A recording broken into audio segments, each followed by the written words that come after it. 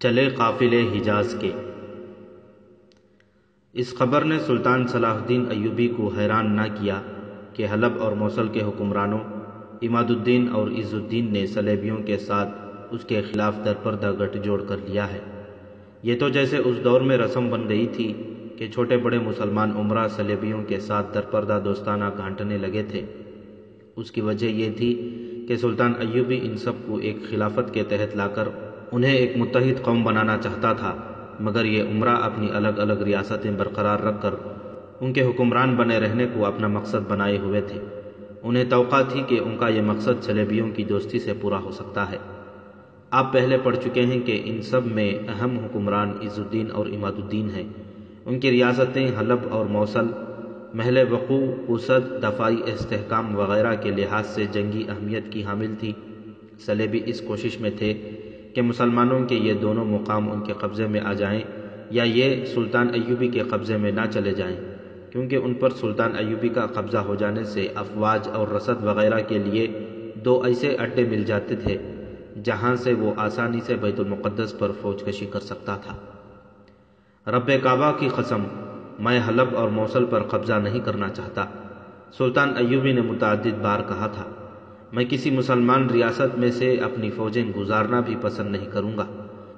میرا مدعا یہ ہے کہ یہ عمرہ اور حکمران صلیبیوں کے خلاف متحد ہو جائیں، خلافت بغداد کے وفادار ہو جائیں جو قرآن کا حکم ہے۔ میں انہیں اپنے زیر نگین نہیں کروں گا۔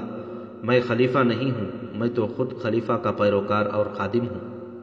خلافت کے تحت آ جانے سے ان لوگوں کو یہ خطرہ نظر آ رہا تھا کہ ان کی عیاشیاں بند ہو جائیں گی اور صلیبیوں کی طرف سے انہیں لڑکیوں اور شراب کے جو تحفے ملتے تھے وہ بند ہو جائیں گے۔ وہ حکومت، دنیا کی جھوٹی شان و شوکت اور عیش و عشرت کے عادی ہو گئے تھے۔ ان کی نظروں میں سلطنت اسلامیہ کی کوئی وقت نہیں رہی تھی۔ 1183 عیسوی کے اوائل میں سلطان salahuddin ایوبی نصیبہ کے مقام پر خیمہ زن تھا۔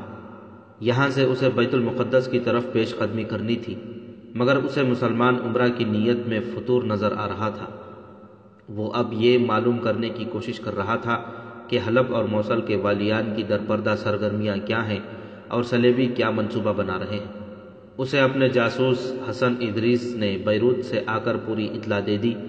اس جاسوس نے دوسرا کارنامہ یہ کر دکھایا کہ الدین کے ایک فوجی مشیر اور اس کی بیٹی کو، جو گھر سے بھاگ کر بیروت میں صلیبیوں کے پاس رقاصہ تھی، اپنے ساتھ لے آیا۔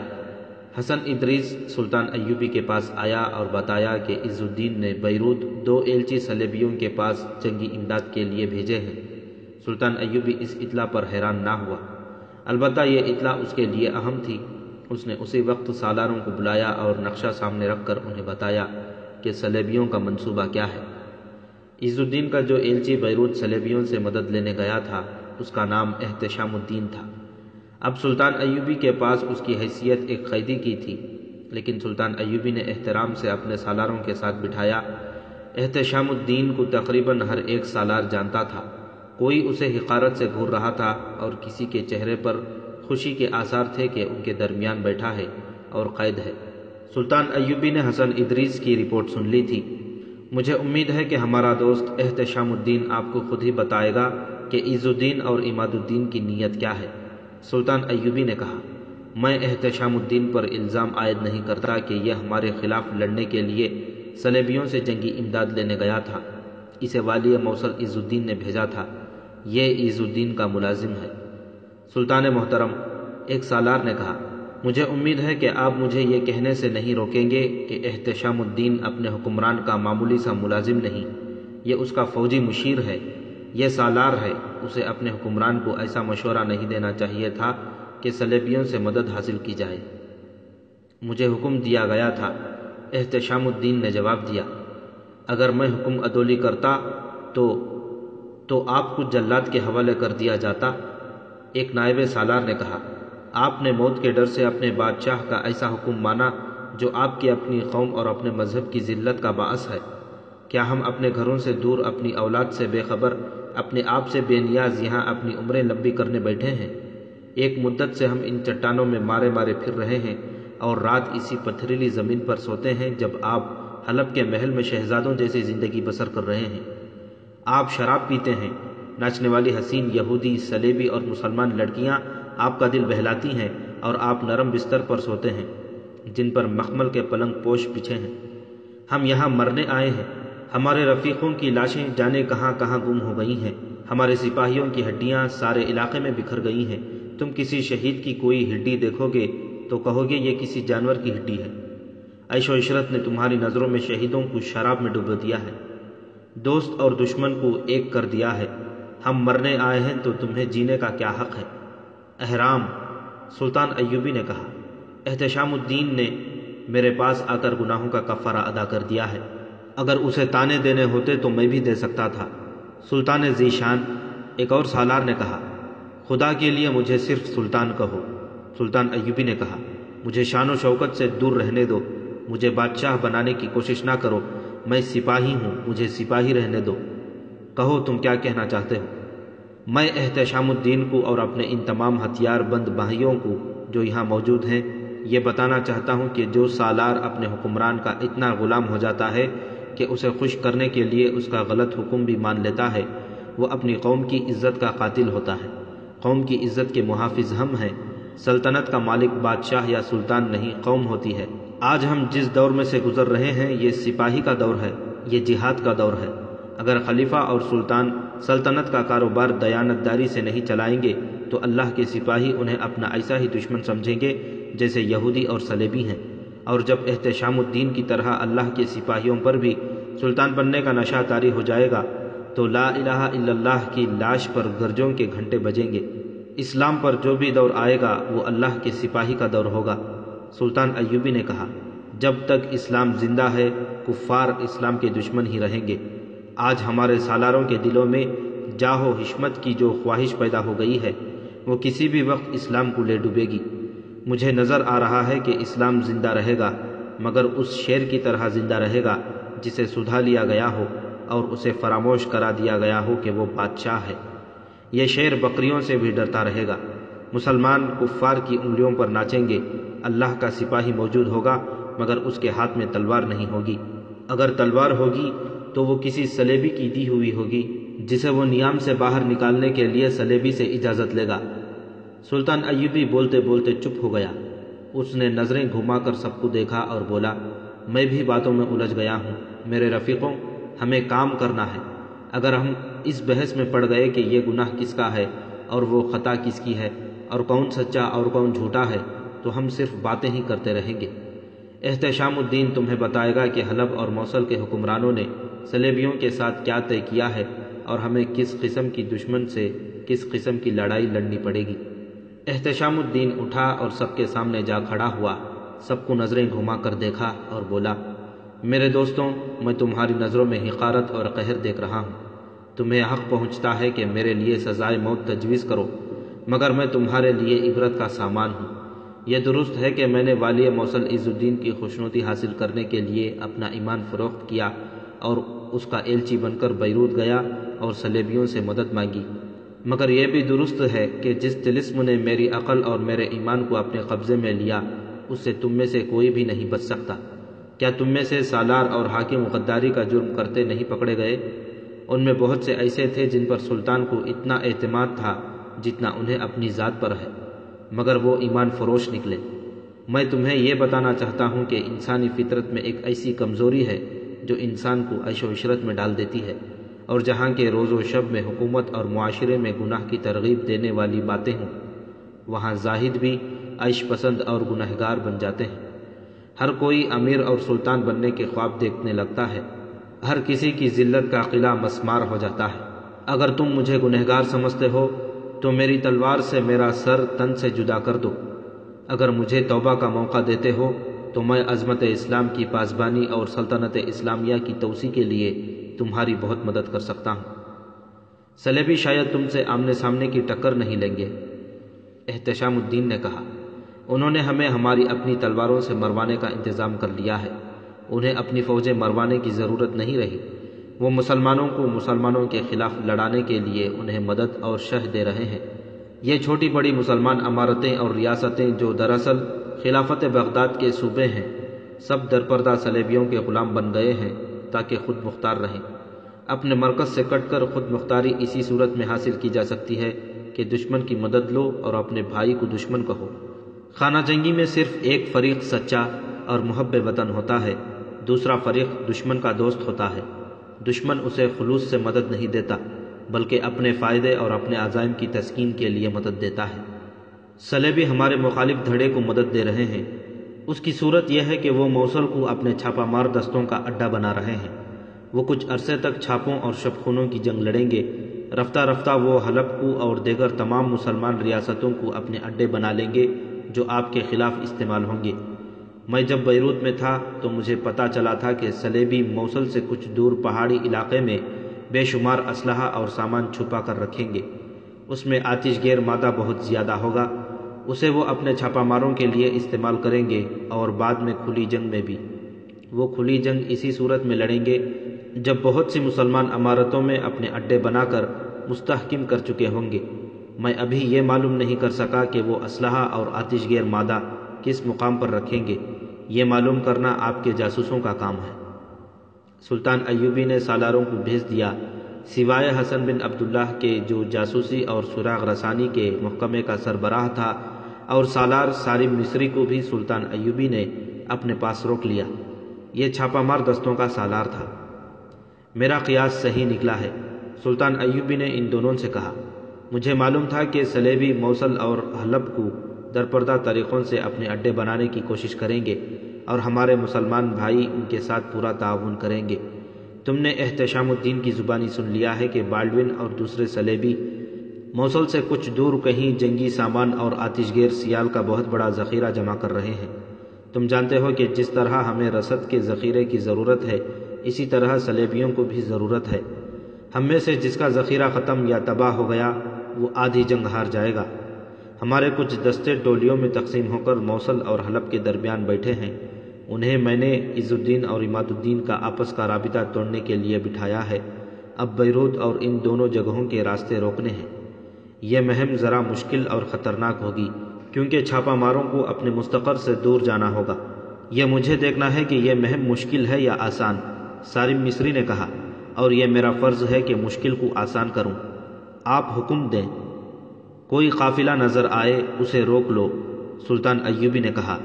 تلاشی لو، مزاحمت ہو تو پورا معرکہ لڑو، کوشش کرو کہ قیدی زیادہ ہوں۔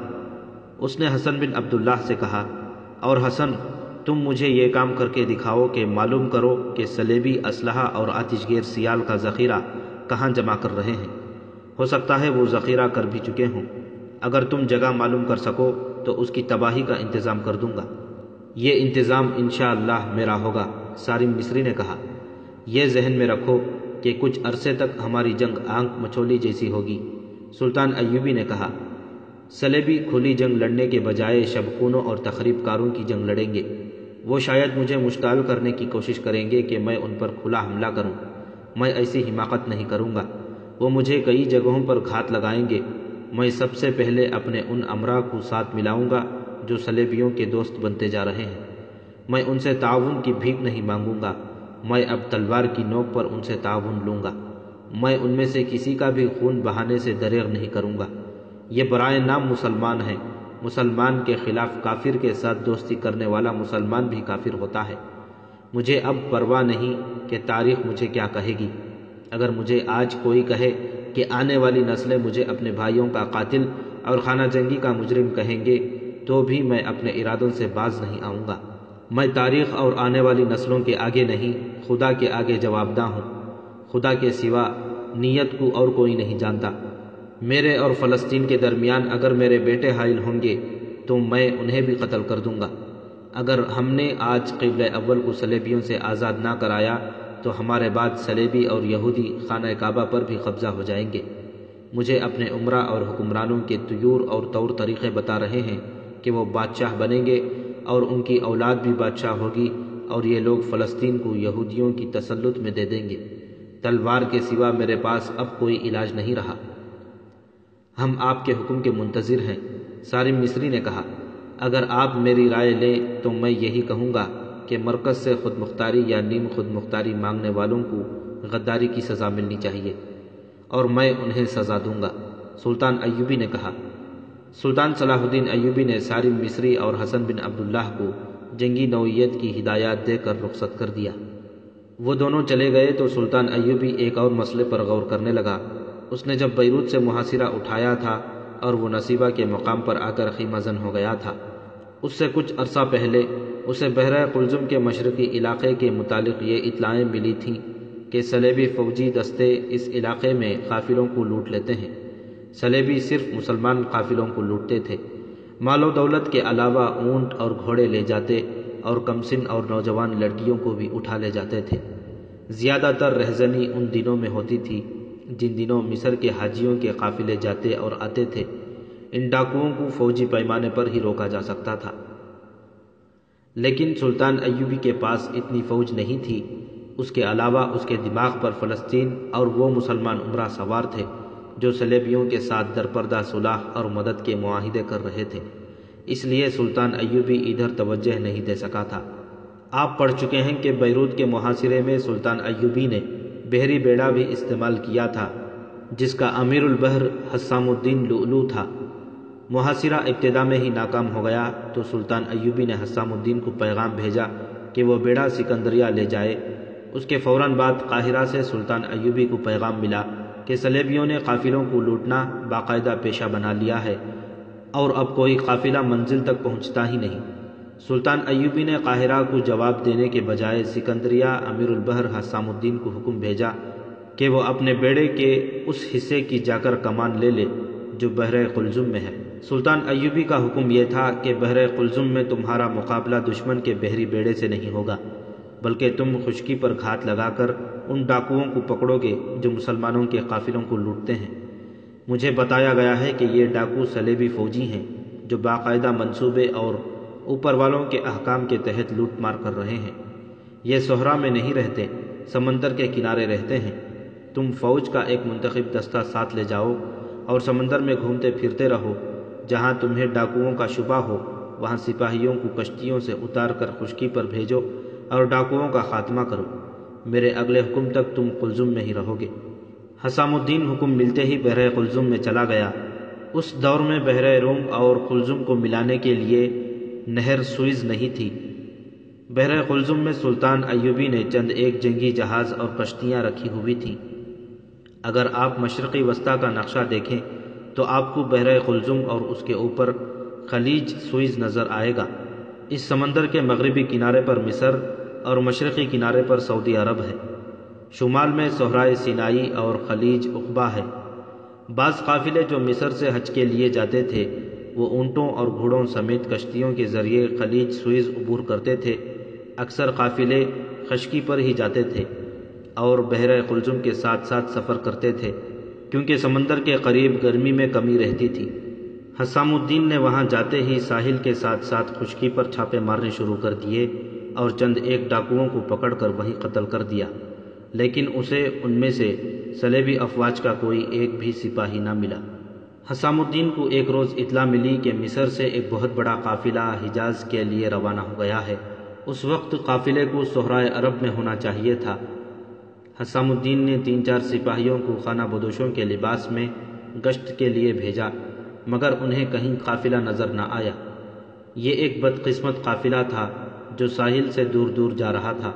ایک رات قافلے نے ایک جگہ قیام کیا، اس میں تاجر بھی تھے اور حجاج بھی۔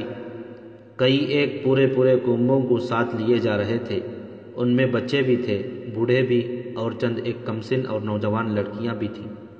اونٹوں اور گھوڑوں کی تعداد خاصی تھی اور افراد کم و بیش 600 تھے۔ یہ سب کھا پی کر سو گئے تھے۔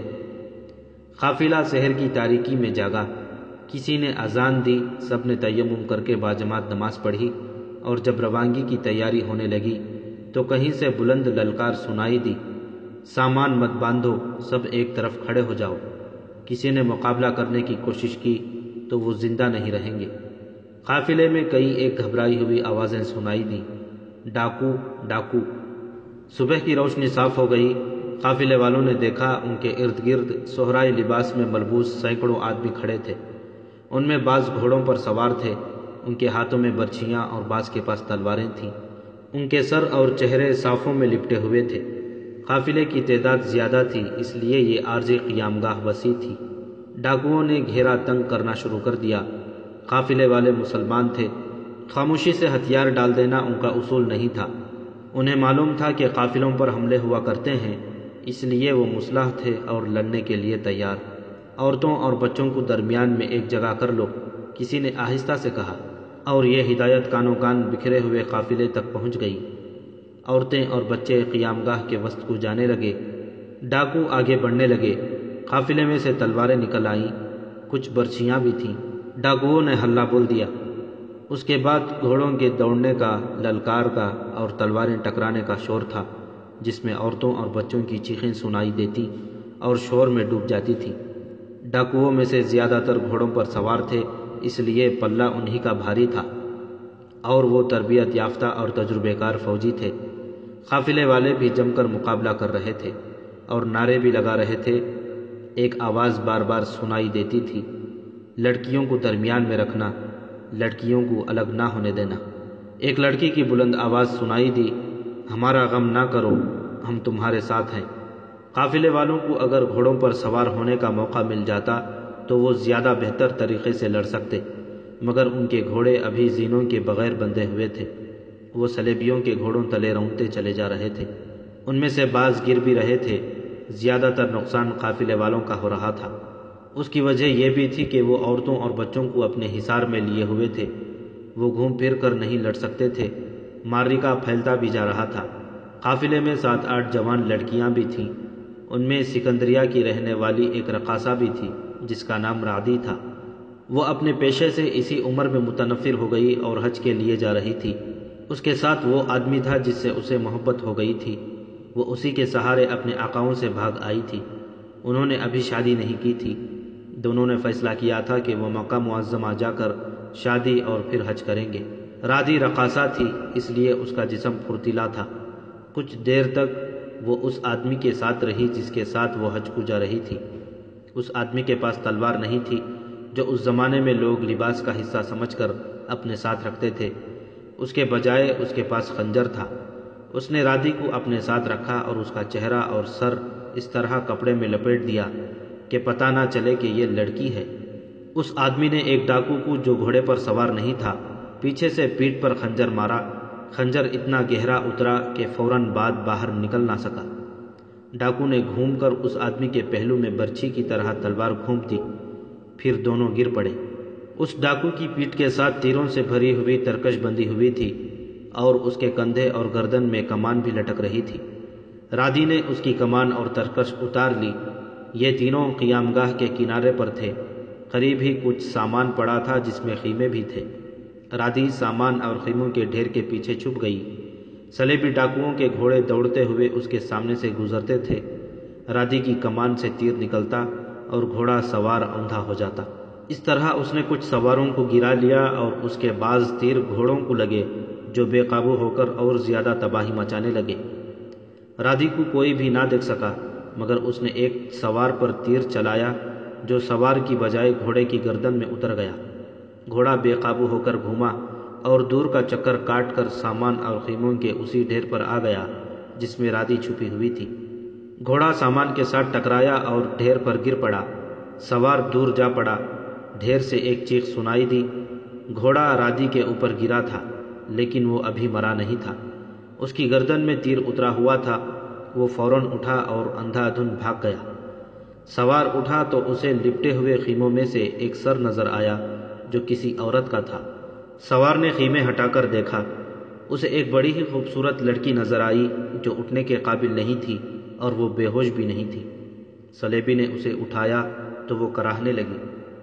2 روز بعد حسام الدین ایک بحری جہاز میں اپنے کیبن میں بیٹھا ہوا تھا۔ دروازے پر دستک ہوئی۔ بڑی فوج کے دستے کا کمانڈر دروازہ کھول کر اندر آیا۔ اس کے ساتھ ایک آدمی تھا جس کا چہرہ اترا ہوا اور لاش کی طرح سفید تھا۔ صلیبی ڈاکوؤں نے بہت بڑے قافلے کو لوٹ لیا ہے۔ دستے کے کمانڈر نے حسام الدین سے کہا، یہ آدمی ان کی قید سے بھاگ آیا ہے، باقی اس سے سن لیں۔ اس آدمی نے تفصیل سے بتایا کہ قافلے پر کس طرح حملہ ہوا تھا۔ ہم نے بہت مقابلہ کیا، لیکن ہمارے گھوڑے زینوں کے بغیر ابھی بندھے ہوئے تھے، ورنہ ہم گھوڑ سواروں کو کامیاب نہ ہونے دیتے۔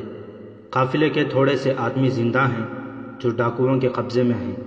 میرا خیال ہے کہ اب تک انہیں قتل کیا جا چکا ہوگا، میں بھی انہی قیدیوں میں سے تھا۔ ہم تو مرد تھے۔ شرمناک صورت یہ پیدا ہو گئی کہ 5 جوان لڑکیاں اور 10-12 کمسن لڑکیاں ان کے قبضے میں ہیں۔ قافلے میں بڑا قیمتی سامان تھا، نقدی ہر ایک کے پاس تھی، 90 گھوڑے اور تقریباً 150 اونٹ ہیں۔ وہ اب کہاں ہیں؟ وہاں ڈراؤنے سے سیدھے کھڑے ٹیلے ہیں۔ اس نے جواب دیا، ٹیلوں میں ڈاکوؤں نے کمروں جیسے غار بنا رکھے ہیں، ان کے پاس پانی کا ذخیرہ ہے، معلوم ہوتا ہے یہ ان کا مستقل اڈا ہے۔ ویرانے میں ہوتے ہوئے یہ جگہ ویران نہیں لگتی۔ اس نے جو جگہ بتائی وہ سمندر سے 20 میل دور تھی۔ اس نے کہا، کچھ ڈاکو بھی ہماری تلواروں اور برچھیوں سے مرے ہیں، لیکن زیادہ نقصان ہمارا ہوا ہے۔ ہم جو زندہ رہ گئے انہیں وہ اپنے ساتھ لے آئے۔ شام تک وہ ہمارے تمام اونٹ، گھوڑے اور سارا سامان اٹھا کر اپنے ٹیلوں والے اڈے پر لے آئے۔ رات کو انہوں نے شراب پی اور ہمارا سامان کھول کھول کر دیکھنے لگے۔ ان کا ایک سردار بھی تھا، لڑکیاں ان کے حوالے کر دی گئی تھیں۔ میں نے پھر لڑکیوں کو نہیں دیکھا۔ وہ ہم سے سامان اٹھوا کر ایک وسیع غار میں رکھوا رہے تھے۔ بہت سی مشعلیں جل رہی تھیں۔ میرے زیادہ تر ساتھی زخمی تھے۔ میں نے انہیں بتایا کہ میں بھاگنے کی کوشش کرتا ہوں۔ ان میں سے کسی نے بتایا، اگر خیریت سے نکل جاؤ تو سمندر تک پہنچنے کی کوشش کرنا، وہاں اپنی فوج کی کشتی مل جائے گی، اس میں اپنے عسکری ہوں گے، انہیں بتانا کہ ہم پر کیا مصیبت ٹوٹی ہے۔ مجھے یاد آ گیا کہ ہم مصر کی سرحد سے نکل رہے تھے تو وہاں اپنے عسکری ملے تھے۔ انہوں نے ہمیں کہا تھا کہ راستے میں کوئی مشکل پیش آ جائے تو ساحل پر چلے جانا، وہاں سے تمہیں فوج کی مدد مل جائے گی۔ ڈاکو شراب میں بدمست ہوئے جا رہے تھے۔ ہم سامان اٹھا کر غار میں رکھ رہے تھے۔ مجھے اندھیرے میں بھاگنے کا موقع مل گیا۔ ان ٹیلوں میں سے نکلنے کا راستہ نہیں ملتا تھا۔ 2 بار میں گھوم پھر کر وہیں پہنچ گیا جہاں سے بھاگا تھا۔ میں نے اللہ کو یاد کیا، قرآن کی جو آیات یاد تھیں وہ پڑھنے لگا، اور آدھی رات کے بہت بعد ٹیلوں کی گلیوں سے نکل آیا۔ سمندر کی سمت کا خیال نہ رہا۔ میں اندھا دھند چلتا رہا اور صبح ہونے تک اتنی دور آ گیا جہاں ڈاکو دیکھ نہیں سکتے تھے۔ سارا دن اللہ کو یاد کرتا رہا۔ پانی کا یہ چھوٹا مشکیزہ ساتھ تھا، تھوڑی سی کھجوریں بھی تھیں، انہوں نے مجھے زندہ رکھا۔ تھکن سے چلا نہ گیا تو دوپہر کے وقت ایک ریتیلے ٹیلے کے دامن میں گر پڑا۔ ٹیلے کے سائے میں نیند آ گئی۔ سورج غروب ہوا تو آنکھ کھلی، ستارے روشن ہوئے تو سمت کا اندازہ ہوا۔ بہت دیر بعد ہوا میں سمندر کی بو محسوس ہونے لگی۔ میں ہوا کے مخالف چلتا چلا آیا، اور شاید سحر کا وقت تھا جب میں ساحل پر آ گیا اور جسم نے جواب دے دیا۔ میں گرا اور جانے بے ہوش ہو گیا یا سو گیا۔ کسی نے مجھے جگایا۔ سورج بہت اوپر آ گیا تھا۔ مجھے جگانے والا کوئی عسکری نہیں تھا۔ ساحل کے ساتھ مجھے ایک کشتی نظر آئی، اس میں بھی عسکری تھے۔ وہ سب میرے پاس آئے۔ میں نے انہیں یہی قصہ سنایا جو آپ کو سنا رہا ہوں۔ انہوں نے مجھے کشتی میں بٹھا لیا، کھلایا پلایا اور مجھے یہاں لے آئے۔ یہاں ان کمانڈر کے حوالے کر دیا۔ یہ مجھے آپ کے پاس لے آئے ہیں۔ ہماری رہنمائی کے لیے تم ہمارے ساتھ چلو گے، حسام الدین نے اسے کہا، لیکن تمہاری حالت ایسی بری ہے کہ فوراً ہمارے ساتھ نہیں چل سکو گے۔ تھکن نے تمہیں لاش بنا دیا ہے۔ میں فوراً آپ کے ساتھ چلنے کو تیار ہوں۔ اس آدمی نے کہا، میں آرام کس طرح کر سکتا ہوں جب مسلمان لڑکیاں ڈاکوؤں کے قبضے میں ہیں؟ اگر اس سفر میں مجھے تھکن سے مرنا ہے تو میں مرنے کے لیے تیار ہوں۔ مجھے قرآن کی آیات نے اس جہنم سے نکالا ہے۔ مجھ پر قرآن کا فرض عائد ہوتا ہے کہ ان معصوم بچیوں کو ظالموں کے چنگل سے چھڑاؤں۔ میں اس فرض پر جان دینا چاہتا ہوں۔ ڈاکوؤں کی تعداد کتنی ہے؟ 500 سے زیادہ ہوگی، اس نے جواب دیا۔ 500 آدمی کافی ہوں گے؟ حسام الدین نے بری دستے کے کمانڈر سے پوچھا۔ مجھے 7 ہونا چاہیے۔ کافی ہوں گے، کمانڈر نے جواب دیا۔ ان میں کم سے کم 100 سوار اور باقی پیادے ہوں گے۔ ہمیں چھاپا مارنا ہے، اس لیے ہدف تک خاموشی برقرار رکھنی ہوگی۔ گھوڑے جتنے زیادہ ہوں گے اتنا ہی شور کا خطرہ ہوگا۔ اس شخص سے اس جگہ کی مزید تفصیل پوچھ لیتے ہیں اور ابھی روانہ ہو جائیں گے۔ یہ چونکہ بھٹکتا اور گرتا پڑتا آیا ہے، اس لیے اتنی دیر سے پہنچا ہے۔ میں نے سمت کا اندازہ کر لیا ہے۔ مجھے امید ہے کہ ہم شام کے چلے آدھی رات کے قریب ہدف پہنچ جائیں گے۔ چھوٹی منجنیقیں ساتھ لینا، حسام الدین نے کہا۔ ہانڈیاں، آتش گیر سیال والی اور فتیلے والے تیر بھی ساتھ ہوں، اور اسے شام تک مکمل آرام کرنے دو۔ سب کو بتا دینا کہ مقابلہ ڈاکوؤں سے نہیں، صلیب کے تجربے کار فوجیوں کے ساتھ ہے۔ بری فوج کا کمانڈر اس آدمی کو اپنے ساتھ لے گیا۔ صحرا کا یہ خطہ جہاں صلیبی ڈاکوؤں نے اپنا اڈا بنا رکھا تھا، قلعے سے کم نہ تھا، بلکہ اس لحاظ سے قلعے سے زیادہ مضبوط اور ناقابل تسخیر تھا کہ وہاں ٹیلوں نے بھول بھلائیوں جیسی گلیاں بنا رکھی تھیں، جو تھوڑے تھوڑے فاصلے پر مڑ جاتی یا شاخوں میں تقسیم ہو جاتی تھیں۔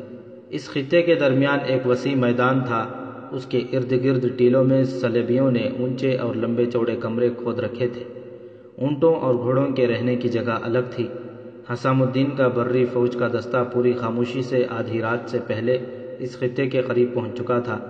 صلیبیوں نے پکڑے جانے کا خطرہ غالباً کبھی بھی نہیں محسوس کیا تھا، ورنہ وہ ادھر ادھر پہرے کا انتظام کرتے۔ حسام الدین نے گھوڑوں کو پیچھے رکھا تاکہ ان کے ہنہنانے کی آواز دشمن تک نہ پہنچے۔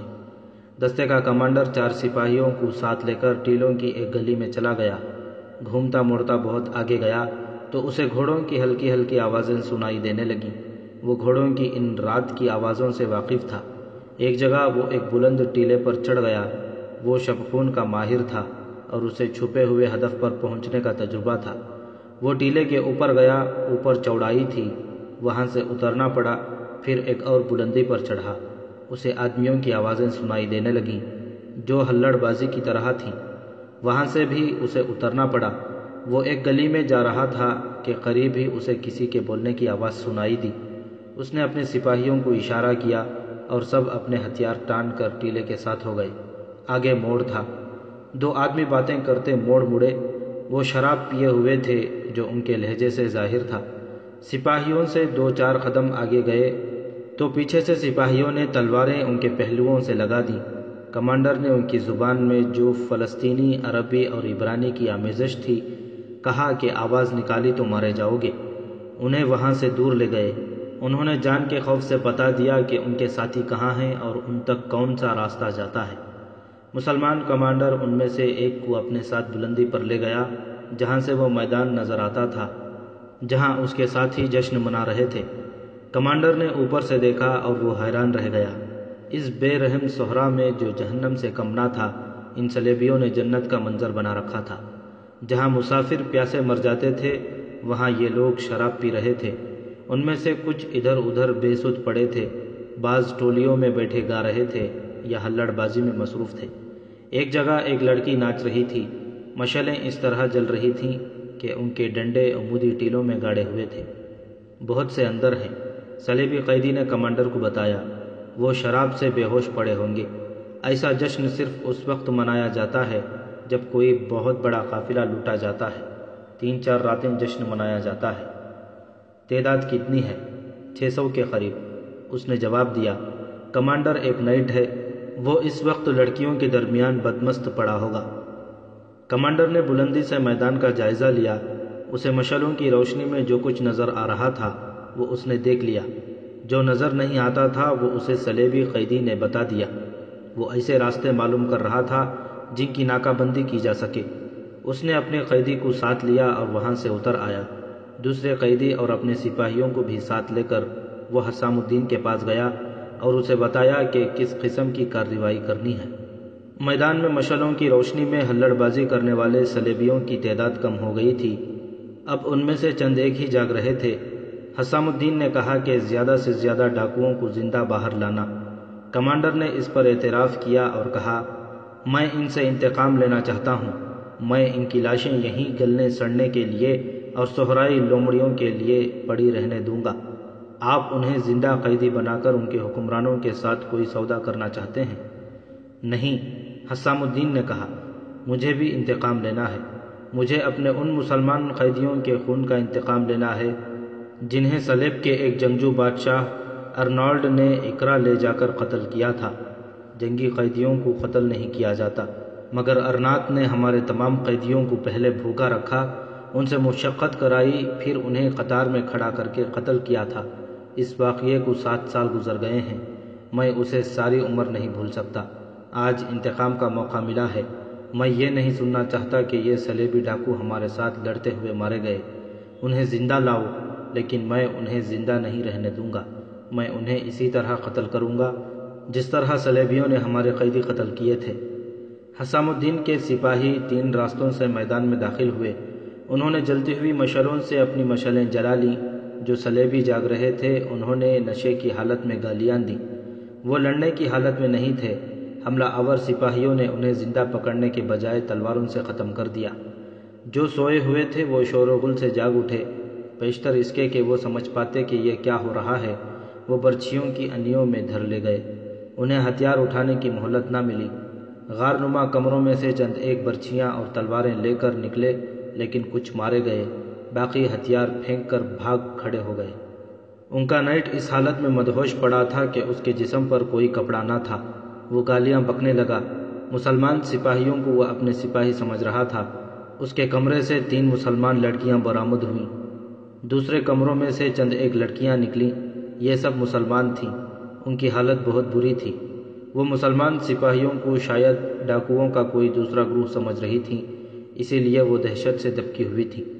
جب انہیں پتہ چلا کہ یہ مسلمان سپاہی ہیں تو لڑکیاں پاگلوں کی سی حرکتیں کرنے لگیں۔ وہ روتی تھیں اور کبھی صلیبیوں کو دانت پیس پیس کر گالیاں دیتیں اور کبھی مسلمان سپاہیوں کو کوسنے لگتیں۔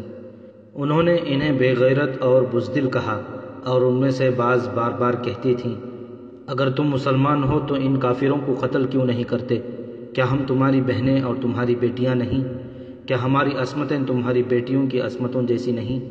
اس وقت حسام الدین اور بری دستے کا کمانڈر کمروں کی تلاشی لے رہے تھے۔ باہر اب کوئی لڑائی نہیں ہو رہی تھی۔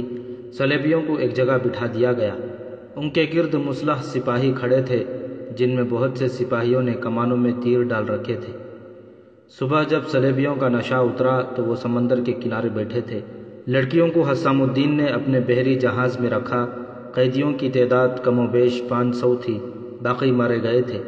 انہوں نے ٹیلوں کے اندر جو سامان اور رقم جمع کر رکھی تھی وہ قیدیوں سے اٹھوا کر ساحل پر لائی گئی۔ ان قیدیوں کے کمانڈر سے جو معلومات حاصل ہوئیں ان سے یہ انکشاف ہوا کہ یہ ایک مشہور صلیبی بادشاہ رینالڈ شائتون کی فوج کا دستہ ہے۔ مسلمان قافلوں کو لوٹنے کے لیے اتنی نفری کا ایک دستہ یہاں موجود رہتا تھا۔ کچھ عرصے بعد دوسرا دستہ بھیج دیا جاتا تھا۔ سامان جو لوٹا جاتا اس میں سے کچھ حصہ سپاہیوں کو ملتا اور باقی سب اپنے بادشاہ کو بھیج دیا جاتا تھا۔ اونٹ اور گھوڑے بھی سرکاری ملکیت میں چلے جاتے تھے۔ لڑکیوں کے متعلق یہ احکام تھے کہ کمسن بچیاں جو غیر معمولی طور پر خوبصورت ہوتی تھیں وہ صلیبیوں کے ہیڈ کوارٹروں میں بھیج دی جاتی تھیں، جہاں انہیں ٹریننگ دے کر جوانی کی عمر میں جاسوسی اور تخریب کاری کے لیے مسلمانوں کے علاقوں میں بھیجا جاتا تھا۔ جوان لڑکیوں میں کوئی بہت ہی خوبصورت ہو تو اسے بھی ہیڈ کوارٹروں کے حوالے کر دیا جاتا تھا۔ باقی لڑکیوں کو یہ صلیبی سپاہی اور کمانڈر اپنے پاس رکھ لیتے تھے۔ اس قافلے کے ساتھ بھی بچیاں ہوں گی؟ حسام الدین نے پوچھا۔ 12-14 تھیں، صلیبی کمانڈر نے بتایا۔ صرف ایک بھیجی گئی ہے اور باقی قتل ہو چکی ہیں۔ اور قافلے کے جن آدمیوں کو ساتھ لائے تھے انہیں سامان اٹھانے کے لیے لائے تھے، پھر انہیں قتل کر دیا تھا۔ اس نے جوان لڑکیوں کے متعلق بتایا کہ ان میں ایک رقاصہ تھی، بہت خوبصورت تھی۔ اس کا جسم حسن اور اس کا رقص ہماری اس ضرورت کے مطابق تھا جس کے لیے ہم لڑکیاں حاصل کرتے ہیں۔ اس رقاصہ کو اسی شام بھیج دیا گیا تھا۔ فوراً بھیجنے کی وجہ یہ تھی کہ ایسی قیمتی اور دلکش لڑکی کا سپاہیوں میں رکھنا خطرناک ہوتا ہے۔ کوئی بھی سپاہی اسے آزادی کا جھانسا دے کر بھگا لے جا سکتا ہے۔ انہوں نے اس قافلے کو قتل کیا ہے جو حج کو جا رہا تھا۔ حسام الدین نے کمانڈر سے کہا، قافلہ حجاز تک نہ پہنچ سکا۔ ان بد نصیبوں کے بجائے میں ان کے قاتلوں کو حجاز بھیجوں گا اور وہاں انہیں قتل کراؤں گا۔ حسام الدین تمام قیدیوں کو اس جگہ لے گیا جہاں انہوں نے قافلے کو لوٹا اور قتل عام کیا تھا۔ وہاں لومڑیوں، بھیڑیوں اور گیدڑوں کی کھائی ہوئی لاشیں بکھری ہوئی تھیں۔ حسام الدین نے قیدیوں سے قبریں کھدوائیں، ان سب کی نماز جنازہ پڑھائی اور سب کو دفن کر دیا۔ اس نے قاہرہ سے حکم لیے بغیر ان تمام قیدیوں کو ایک ہی بحری جہاز میں ٹھونسا اور جدہ کی طرف لے گیا۔ وہاں انہیں اتارا اور اس پیغام کے ساتھ حجاز روانہ کر دیا کہ انہیں مینا کے میدان میں قتل کر دیا جائے۔ پیغام میں اس نے تفصیل سے لکھا کہ ان کا جرم کیا ہے۔ یورپی مورخوں نے صلیبی سپاہیوں اور ان کے کمانڈر کے قتل کو بہت اچھالا اور غلط رنگ میں پیش کیا ہے۔ انہوں نے جنگی قیدی کہا ہے لیکن یہ نہیں بتایا کہ وہ کون سی جنگ کے جنگی قیدی تھے۔ وہ کسی قلعے میں نہیں تھے۔ مسلمان مورخوں نے اصل واقعہ لکھا ہے۔ ان تحریروں سے یہ ثابت ہوتا ہے کہ یہ امیر البحر حسام الدین لولو کا فیصلہ تھا، جس سے سلطان صلاح الدین ایوبی بالکل بے خبر تھا۔ اس صلیبی ڈاکو دستے کے کمانڈر نے جس رقاصہ کے متعلق بتایا تھا کہ اسے اسی شام یہاں سے بھیج دیا گیا تھا، وہ رعدی تھی۔ اس کے کہنے کے مطابق اسے اتنی جلدی اس لیے بھیج دیا گیا تھا کہ گھوڑے کے نیچے آ کر اس کی حالت اچھی نہیں تھی۔ کمانڈر نے اس ڈر سے اسے بھیج دیا کہ اس پر یہ الزام عائد نہ ہو سکے کہ اس رقاصہ کو اس کے تشدد نے اس حالت تک پہنچایا ہے۔ یہ کمانڈر جس وقت حسام الدین کو اپنا بیان دے رہا تھا، اس وقت رقاصہ رعدی 4 صلیبی سپاہیوں کے ساتھ وہاں سے بہت دور پہنچ چکی تھی۔ وہ گھوڑے پر سوار تھی، اس کی حالت بہت بہتر ہو گئی تھی۔ راستے میں اس نے سپاہیوں سے کئی بار کہا تھا کہ وہ اسے قاہرہ لے چلیں، جہاں وہ انہیں بے شمار رقم دے گی، مگر سپاہی نہ مانے۔ آخر ایک سپاہی نے اسے کہا، تم دیکھ رہی ہو کہ ہم تمہیں شہزادیوں کی طرح ساتھ لے جا رہے ہیں۔ تم اتنی زیادہ خوبصورت ہو اور تمہارے جسم میں ایسا جادو ہے کہ جسے اشارہ کرو وہ تمہارے قدموں میں جان دے دے گا، لیکن ہم تمہارے جسم سے 4 قدم دور رہتے ہیں۔ وجہ یہ ہے کہ تم ہمارے پاس امانت ہو، اور یہ امانت ہمارے بادشاہ کی ہے جو سلیب کا بادشاہ ہے۔ اگر تمہارا کہا مان لیں یا تمہیں اپنی ملکیت سمجھ لیں تو ہمیں نہ بادشاہ بخشے گا نہ سلیب۔ ہماری منزل کہاں ہے؟ رادی نے پوچھا۔ بہت دور، اسے جواب ملا۔ سفر کٹھن ہے اور لمبا بھی۔ ایک خطرہ یہ بھی ہے کہ ہمیں اس علاقے میں سے بھی گزرنا پڑے گا جو مسلمانوں کے قبضے میں ہے۔ رادی کو یہ 4 سپاہی واقعی شہزادیوں کی طرح لے جا رہے تھے۔ تم کسی بڑے حاکم کی بیٹی معلوم ہوتی ہو یا کسی دولت مند تاجر کی بیٹی، تم اپنے خاندان کے ساتھ حج کو جا رہی تھی؟ ایک صلیبی نے پوچھا۔ تمہیں کسی نے بتایا نہیں کہ میں رقاصہ ہوں؟ رادی نے جواب دیا، میرا کوئی باپ نہیں، کوئی بھائی نہیں۔ میری ماں اسماعیلیہ میں مشہور رقاصہ اور مغنیہ ہے۔ مجھے بالکل علم نہیں تھا کہ میں اس کے کس چاہنے والی کی بیٹی ہوں۔ ماں نے بچپن میں ہی مجھے رقص کی تربیت دینی شروع کر دی تھی۔ مجھے رقص اور گانا اچھا لگتا تھا۔ میں 16-17 سال کی ہوئی تو ماں نے مجھے ایک بہت امیر آدمی کے گھر بھیجا۔ وہ بوڑھا آدمی تھا، شراب پیے ہوئے تھا۔ بوڑھے نے مجھے کہا کہ وہ میری محبت میں دیوانہ ہوا جا رہا ہے۔ مجھے اس بوڑھے سے نفرت ہو گئی۔ مجھے یہ احساس ہوا کہ میرا باپ نہیں ہے۔ اس بوڑھے کو دیکھ کر مجھے اپنے باپ کا خیال آ گیا تھا۔ اس بوڑھے نے مجھے اپنے پاس بٹھا کر ایسی ذلیل حرکتیں کیں کہ مجھے پتہ چل گیا کہ یہ میرا باپ نہیں، نہ اس کے دل میں میری محبت ہے، یہ میرا گاہک ہے۔ میں وہاں سے اکیلی بھاگ گئی۔ ماں کو بتایا تو اس نے مجھے سمجھایا کہ یہ ہمارا پیشہ ہے۔ میں نہ مانی۔ ماں نے مجھے مارا پیٹا۔ میں نے کہا کہ میں ناچوں گی، گاؤں گی، لیکن کسی کے گھر نہیں جاؤں گی۔ ماں نے میری شرط مان لی۔ جن کے پاس دولت تھی وہ ہمارے گھر آنے لگے۔ میں چونکہ کسی کے گھر نہیں جاتی تھی، اس لیے میری قیمت چڑھ گئی۔ 3 سال گزر گئے اور اس دوران میرے دل میں یہ آرزو پیدا ہوئی کہ کوئی میرے حسن اور میرے رقص کے بجائے میرے ساتھ محبت کرے، جس میں عیاشی اور بدماشی کا دخل نہ ہو۔ آخر ایک آدمی مجھے مل گیا۔ وہ 2 بار میرے ہاں آیا تھا۔ وہ مجھے اچھا لگتا تھا۔ مجھ سے 7-8 سال بڑا تھا۔ میری اور اس کی ملاقاتیں باہر ہونے لگیں۔ میں بگھی میں سیر کے بہانے چلی جاتی اور وہ وہاں موجود ہوتا۔ وہ تو شہزادہ تھا، شراب پیتا تھا۔ میں نے ایک شام اسے کہا کہ شراب چھوڑ دو۔ اس نے قسم کھا کر کہا کہ وہ آئندہ شراب نہیں پیے گا۔ اس نے وعدہ پورا کر دکھایا۔ ایک روز اس نے مجھے کہا کہ ناچنا چھوڑ دو۔ میں نے قسم کھا کر کہا کہ میں اس پیشے پر لعنت بھیجوں گی، لیکن جب تک اس گھر میں ہوں یہ ممکن نہیں۔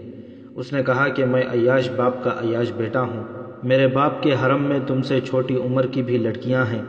میں اس گھر میں رہ کر نیک نہیں بن سکتا۔ میں نے اسے کہا کہ میں ناچنے والی ماں کی ناچنے والی بیٹی ہوں۔ تمہیں اپنے باپ کی عیاشی خراب کر رہی ہے اور مجھے اپنی ماں کا پیشہ خراب کر رہا ہے۔ آؤ کہیں دور چلے چلیں اور میاں بیوی کی طرح پاک زندگی بسر کریں۔ وہ مان گیا۔ وہ مسلمان تھا، میرا کوئی مذہب نہیں تھا۔ مجھے یہ بھی معلوم نہیں کہ میرا باپ مسلمان تھا، عیسائی یا یہودی تھا۔ میں نے اسے کہا کہ مجھے مسلمان سمجھو اور بتاؤ کہ مذہب کیا ہے۔ مجھے محبت دو، مجھے پاک زندگی دو۔ اس نے بہت سوچا اور بولا کہ پاک ہونا ہے تو حجاز چلو۔ میں نے حجاز کی بہت باتیں سنی تھیں، مجھے ایسے گانے بہت پسند آتے تھے جن میں حجاز اور حجاز کے قافلوں کا ذکر ہوتا۔ میں ایک گانا اکیلے میں گنگنایا کرتی تھی، چلے قافلے حجاز کے۔ اس نے حجاز کا نام لے کر میری آرزو کو شعلہ بنا دیا۔ میں نے اسے کہا کہ میں تیار ہوں، ہمت کرو، میری آرزو پوری کر دو۔ اس نے پوچھا، تم جانتی ہو میں تمہیں حجاز کیوں لے جا رہا ہوں؟ میں نے کہا کہ وہ بہت خوبصورت سرزمین ہے۔ اس نے کہا کہ صرف خوبصورت نہیں، وہ پاک سرزمین ہے، وہاں خانہ کعبہ ہے، وہاں آب زمزم ہے، اور وہاں جو جاتا ہے اس کی روح پاک ہو جاتی ہے۔ اس نے یہ بھی کہا کہ وہاں ہم حج کعبہ کریں گے اور پاک ہو کر شادی کریں گے، پھر وہیں رہیں گے۔ میں اس وقت کو بھول نہیں سکتی جب وہ میرے ساتھ یہ باتیں بچوں کی طرح کر رہا تھا، اور میں جیسے اس کی آنکھوں میں اتر کر اس کی روح میں سما گئی تھی۔ میری ذات فنا ہو گئی تھی، میرا وجود اس کے وجود میں تحلیل ہو گیا تھا، اور میں نے اسے کہا تھا کہ کل چلنا ہے تو ابھی چلو۔ اس نے کہا کہ قافلے جاتے رہتے ہیں، میں معلوم کر لوں گا۔ پھر ایک شام اس نے کہا کہ آج رات یہیں آ جانا، قافلہ روانہ ہو گیا ہے، ہم اس سے جا ملیں گے۔ میں نے اسے کہا کہ میں گھر چلی گئی تو رات کوئی آنے نہیں دے گا، ابھی لے چلو۔ اس نے کہا آ جاؤ۔ میں نے بگھی والے کو کچھ نہ بتایا۔ شام گہری ہو گئی تھی، چھپ کر اس کے ساتھ چلی گئی۔ اس نے مجھے ایک کھنڈر میں چھپا دیا اور چلا گیا۔ وہ کچھ دیر بعد 2 گھوڑے لے کر آ گیا۔ وہ گھوڑے پر سوار تھا، دوسرا گھوڑا خالی تھا، دونوں کے ساتھ پانی اور کھانے کا سامان بندھا تھا۔ ہم اگلی شام قافلے سے جا ملے اور رات وہاں جا پہنچے جہاں تم نے میرے خواب میری محبت کے لہو میں غرق کر دیے۔ وہ مارا گیا، میں پکڑی گئی، حجاز کا قافلہ لوٹا گیا اور خانہ کعبہ سے دور ہی اللہ کے حضور چلا گیا۔ خدا نے میرے گناہ بخشے نہیں، میرے ماتھے کی قسمت میں خانہ کعبہ کا سجدہ نہیں لکھا تھا۔ میرا وجود ناپاک تھا جو اللہ کو پسند نہیں تھا کہ اس کے کعبے تک پہنچے۔ تم مذہب میں پناہ لینا چاہتی ہو تو ہمارے مذہب کو قریب سے دیکھنا، ایک سپاہی نے کہا۔ تم نے میرا ایک پاک تصور ریزہ ریزہ کر دیا ہے۔ رادی نے کہا، کیا تمہارے مذہب نے یہ حکم دیا ہے کہ جس کی تم نے تعمیل کی ہے؟ میں جو تصور لے کر نکلی تھی وہ ایسا بھیانک تو نہیں تھا۔ یہ ہمارا مذہب نہیں، سپاہی نے کہا، یہ ان انسانوں کا حکم تھا جن کے ہم ملازم ہیں۔ تم سے تو میں اچھی ہوں جس کے قدموں میں شہزادے زر و جواہرات کے ساتھ اپنا سر بھی رکھتے ہیں۔ رادی نے کہا، مگر میں صحراؤں کی خاک چھاننے نکل آئی، حکم وہ مانو جو اپنی روح سے نکلے۔ میں اس کے مذہب کی مرید ہوں جس نے مجھے پاک محبت دی اور پاکیزہ تصور دیا۔ اس سے میں سمجھی کہ اس کا مذہب بھی پاک ہوگا۔ وہ مجھے میرے تصوروں کی سرزمین حجاز کی طرف لے جا رہا تھا۔ تم مجھے کہاں لے جا رہے ہو؟ ہم انسانوں کے حکم کے پابند ہیں، سپاہی نے کہا۔ میں خدا کے حکم کی پابند ہوں، رادی نے کہا۔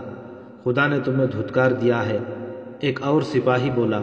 تم اس وقت ہماری پابند ہو، ہم جہاں تمہیں لے جا رہے ہیں وہاں سوچنا کہ خدا کو راضی کس طرح کیا جائے، کوئی نیکی کرنا، شاید خدا تمہیں بخش دے۔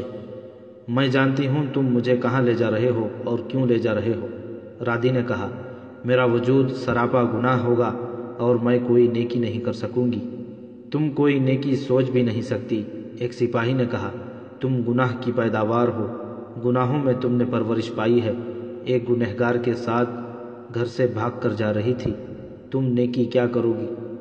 ان بے گناہوں کے خون کا انتقام لوں گی جنہیں تم نے قتل کیا ہے، رادی نے دانت پیس کر کہا۔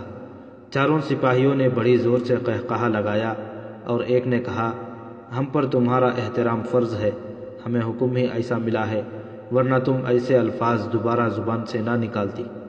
رادی انہیں دیکھتی رہی اور اس کے دل میں نفرت گہری ہوتی گئی۔ موصل میں ایک درویش کی شہرت آنن فانن پھیل گئی۔ وہ ایک ضعیف العمر انسان تھا۔ لوگ کہتے تھے کہ وہ کسی خوش نصیب انسان کے ساتھ ہی بات کرتا ہے، اور وہ جس کی بات کرتا ہے اس کی ہر مراد پوری ہو جاتی ہے۔ کسی نے اسے شہر کی دیواروں کے باہر ایک جھونپڑا دے دیا تھا۔ اس کی کرامات سارے شہر میں مشہور ہو گئیں۔ لوگ اس کے جھونپڑے کے گرد ہجوم کیے رکھتے۔ وہ ذرا سی دیر کے لیے باہر آتا، بازو اوپر کر کے لوگوں کو خاموش رہنے کا اشارہ کرتا۔ ہجوم میں خاموشی طاری ہو جاتی۔ وہ اشاروں میں انہیں تسلی دیتا اور جھونپڑے میں چلا جاتا۔ اس کے ساتھ 4-5 خوبرو آدمی تھے جن کے چہرے سفید اور غلامی تھے، اور وہ سر سے پاؤں تک سبز لبادوں میں ملبوس تھے۔ پھر یہ مشہور ہو گیا کہ درویش موصل والوں کے لیے کوئی خوشخبری لایا ہے۔ شہر میں اجنبی سے کچھ لوگ نظر آتے تھے۔ وہ لوگوں کو درویش کے متعلق کچھ ایسی باتیں سناتے تھے جو ہر کسی کے دل میں اتر جاتی تھی۔ ہر کسی کو اپنی اپنی مراد پوری ہوتی نظر آتی تھی۔ چند دنوں میں ہی مشہور ہو گیا کہ درویش امام مہدی ہے۔ بعض اسے حضرت عیسیٰ کہنے لگے۔ پھر ایک روز لوگوں نے دیکھا کہ درویش والی موصل عز الدین کی بھگی پر محل کو جا رہا تھا۔ عز الدین کے محافظوں نے اس کا استقبال کیا اور وہ محل میں چلا گیا۔ کئی گھنٹوں بعد وہاں سے نکلا اور شاہی بھگی پر چلا گیا۔ لوگ جب اس کے جھونپڑے کو گئے تو وہاں کوئی بھی نہیں تھا۔ درویش کو بھگی کہیں دور لے گئی تھی۔ شام کو بھگی واپس آئی۔ اس میں بھگی بان اور 2 محافظ تھے۔ لوگوں نے بھگی روک لی اور محافظوں سے پوچھا کہ درویش کہاں چلا گیا ہے؟ ہمیں کچھ علم نہیں وہ کہاں ہے، ایک محافظ نے لوگوں کو بتایا۔ اس نے پہاڑیوں کی قریب بھگی رکوا لی اور ہمیں کہا کہ تم چلے جاؤ۔ ہم نے اس کے ساتھ کے ایک آدمی سے پوچھا کہ درویش کہاں جا رہا ہے؟ انہوں نے بتایا کہ وہ ان پہاڑیوں میں سے کسی کی چوٹی پر بیٹھے گا، اسے افق سے ایک نشانی نظر آئے گی۔ درویش پہاڑی کی چوٹی سے اتر آئے گا اور والی موصل کو بتائے گا کہ وہ کیا کرے۔ پھر موصل کی فوج جدھر جائے گی ادھر پہاڑ اسے راستہ دے دیں گے، صحرا سرسبز ہو جائیں گے، دشمن کی فوجیں اندھی ہو جائیں گی اور والی موصل جہاں تک پہنچ سکے گا وہاں تک اس کی حکمرانی ہوگی۔ salahuddin ایوبی عز الدین کے آگے ہتھیار ڈال دے گا، صلیبی اس کے غلام ہو جائیں گے اور موصل کے لوگ آدھی دنیا کے بادشاہ ہوں گے، سونے چاندی میں کھیلیں گے۔ ہمیں یہ معلوم نہیں وہ کون سی پہاڑی کی چوٹی پر بیٹھے گا۔ موصل سے کچھ دور کوہستانی علاقہ تھا، وہاں کوئی آبادی نہیں تھی۔ جہاں کہیں پہاڑوں میں گھرا ہوا میدان تھا وہاں 2-4 جھونپڑے نظر آتے تھے۔ علاقہ ہرا بھرا تھا، گڈریے مویشی لے کے وہاں جاتے تھے۔ ایک روز گڈریوں کو ادھر جانے سے روک دیا گیا۔ لوگوں کو دور سے گزرنے کی اجازت تھی۔ موصل کی فوج کے سنتری گشت کر رہے تھے، ان کے ساتھ باہر کے اجنبی لوگ بھی تھے۔ کوہستان کا ایک وسیع علاقہ تھا جس کے قریب جانے سے لوگوں کو منع کر دیا گیا تھا۔ ان پابندیوں کا نتیجہ یہ ہوا کہ یہ خطہ لوگوں کی توجہ کا مرکز بن گیا۔ اس کے متعلق عجیب و غریب باتیں سننے میں آنے لگیں۔ یہ تو ایک دن میں ہر کسی کی زبان پر چڑھ گیا کہ درویش کو آسمان سے ایک نشانی نظر آئے گی، پھر آدھی دنیا پر موصل والوں کی بادشاہی ہوگی۔ صرف ایک 4 دیواری تھی جس کے اندر 4 آدمی بیٹھے کچھ اور قسم کی باتیں کر رہے تھے۔ ان میں ایک حسن ادریس بھی تھا۔ پچھلی قسط میں آپ تفصیل سے پڑھ چکے ہیں کہ حسن ادریس سلطان ایوبی کا جاسوس تھا جو بیروت سے نہایت قیمتی خبر لایا تھا، اور اس خبر کے ساتھ والی موصل عز الدین کے ایلچی احتشام الدین اور اس کی رقاصہ بیٹی سائرہ کو بھی سلطان ایوبی کے پاس لے آیا تھا۔ یہ ایک بے مثال کامیابی تھی۔ اسلام کی تاریخ پر اس جاسوس نے بہت بڑا احسان کیا تھا۔ احتشام الدین نے سلطان ایوبی کو بتایا تھا کہ صلیبی موصل کے قریب پہاڑیوں کی کوہ میں اسلحہ اور آتش گیر سیال اور رسد کا بہت بڑا ذخیرہ جمع کریں گے، جس سے ظاہر ہوتا تھا کہ وہ اس کوہستان کو اپنی فوج کا اڈہ بنائیں گے۔ موصل کو تو وہ اپنے چھاپہ ماروں کا اڈہ بنا رہے تھے۔ اس حقیقت کو سلطان ایوبی اور سالار ہی سمجھ سکتے تھے کہ جس فوج کا اڈہ اور رسد قریب ہو وہ آدھی جنگ جیت لیتی ہے۔ صلیبی فوج کو یہ تلخ تجربہ ہو چکا تھا کہ انہوں نے جب کبھی پیش قدمی کی یا حملہ کیا، سلطان ایوبی کے چھاپہ ماروں نے عقب میں جا کر ان کی رسد تباہ کر دی یا رسد اور فوج کے درمیان حائل ہو کر رسد روک لی۔ آگے سلطان ایوبی نے یہ انتظام کر رکھا ہوتا تھا کہ پانی جہاں کہیں ہوتا تھا وہاں قبضہ کر لیتا تھا، جہاں کہیں گھاس اور چارہ ہوتا وہاں بھی وہ قبضہ کر لیتا یا گھاس وغیرہ کٹوا لیتا یا تباہ کر دیتا تاکہ صلیبیوں کے گھوڑوں اور اونٹوں کو چارہ نہ مل سکے۔ اس کے علاوہ وہ بلندیوں پر اپنے تیر اندازوں کی ٹولیاں بٹھا دیتا تھا۔ آپ پڑھ چکے ہیں کہ سلطان ایوبی نے اپنی انٹیلیجنس کے سربراہ حسن بن عبداللہ سے کہا تھا کہ وہ معلوم کرے کہ صلیبی کس مقام پر ذخیرہ کر رہے ہیں۔ اس نے چھاپہ مار دستوں کے سالار سارم مصری سے کہا تھا کہ جب ذخیرہ کا مقام معلوم ہو جائے تو اسے تباہ کرنے کی کوشش کی جائے۔ سلطان ایوبی کی دوربین نگاہوں نے دیکھ لیا تھا کہ صلیبی اب مکمل تیاری کر کے کھلی جنگ لڑیں گے۔ اس سے پہلے وہ صلیبی علاقوں پر حملہ نہیں کرنا چاہتا تھا۔ اسے جب احتشام الدین کی زبانی صلیبیوں کے عزائم کی اطلاع ملی تو اس نے یہ منصوبہ بنایا کہ صلیبیوں کو کہیں بھی قدم نہ جمانے دیے جائیں۔ اس نے ایک حکم یہ دیا کہ معلوم کرو کہ صلیبی کوہستان میں کہاں ذخیرہ جمع کر رہے ہیں اور دوسرا حکم یہ دیا کہ سنجار کی طرف پیش قدمی کرو اور قلعے کو محاصرے میں لے لو۔ سنجار موصل سے کچھ دور ایک اہم قلعہ اور جنگی اہمیت کا ایک قصبہ تھا۔ اس کا امیر شرف الدین بن قطب الدین تھا۔ سنجار کو اپنے قبضے میں لینے کا اقدام سلطان ایوبی کے اس منصوبے کی کڑی تھی جس کے متعلق اس نے کہا تھا کہ وہ اب کسی سے تعاون کی بھیک نہیں مانگے گا بلکہ تلوار کی نوک پر تعاون حاصل کرے گا۔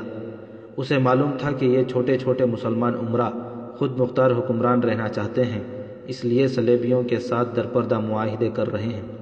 سنجار کے امیر شرف الدین کے متعلق سلطان ایوبی کو یہ یقین ہو گیا تھا کہ وہ والی موصل عز الدین کا دوست ہے، اور اس دوستی کی بنیاد یہی ہے کہ سلطان ایوبی کے خلاف محاذ مضبوط کیا جائے۔ حسن بن عبداللہ نے اپنے جاسوسوں کا جائزہ لیا۔ موصل میں اس کے جاسوس موجود تھے، لیکن وہ محسوس کر رہا تھا کہ کسی زیادہ ذہین اور جرأت مند جاسوس کو ان کے پاس بھیجا جائے، کیونکہ اسے خیال تھا کہ صلیبیوں کا ذخیرہ معلوم کرنا مشکل کام ہو سکتا ہے۔ حسن ادریس نے اپنی خدمات پیش کیں۔ حسن بن عبداللہ اسے نہیں بھیجنا چاہتا تھا کیونکہ وہ لمبے عرصے تک بیروت رہا تھا، اس لیے اسے پہچانا جا سکتا تھا۔ حسن ادریس بھیس اور اپنا لب و لہجہ بدلنے کا ماہر تھا۔ اس نے حسن بن عبداللہ سے کہا کہ وہ اگر بیروت چلا جائے تو ایسا بہروپ ڈھارے گا کہ جو اسے پہچانتے ہیں وہ بھی نہیں پہچان سکیں گے۔ موصل میں تو اسے کوئی بھی نہیں جانتا تھا۔ آخر اسی کو روانہ کرنے کا فیصلہ کیا گیا اور سلطان ایوبی نے خود اسے کچھ ہدایات دیں۔ میرے عزیز دوست، سلطان ایوبی نے اپنے ہاتھ سینے پر رکھ کر حسن ادریس سے کہا، تاریخ میں نام سلطان ایوبی کا آئے گا۔ شکست کھاؤں گا تو تاریخ مجھے شرمسار کرے گی، اور فتح حاصل کر کے مروں گا تو لوگ میری قبر پر پھول چڑھائیں گے اور آنے والی نسلیں مجھے خراج تحسین پیش کریں گی۔ یہ بہت بڑی ناانصافی ہوگی۔ فتح کا سہرا تمہارے سر ہوگا، تمہارے ان ساتھیوں کے سر ہوگا جو دشمن کے اندر جا کر خبریں لاتے اور میری فتح کا باعث بنتے ہیں۔ خدا اس حقیقت کو دیکھ رہا ہے، تمہارے سر پر سہرا خدا اپنے ہاتھوں باندھے گا۔ میں شکست کھاؤں گا تو یہ میری اپنی غلطی ہوگی کہ میں نے تمہاری اطلاع کے مطابق عمل نہ کیا، اور میں فتح حاصل کروں گا تو یہ تمہاری فتح ہوگی، کیونکہ میری آنکھیں اور میرے کان تم ہو۔ میری روح تمہاری قبر پر پھول چڑھاتی رہے گی۔ عظیم تم ہو اور تمہارے جاسوس ساتھی۔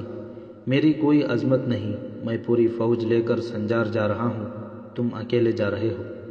میں جو فتح پوری فوج کے ساتھ حاصل کروں گا وہ تم اکیلے کر لوگے۔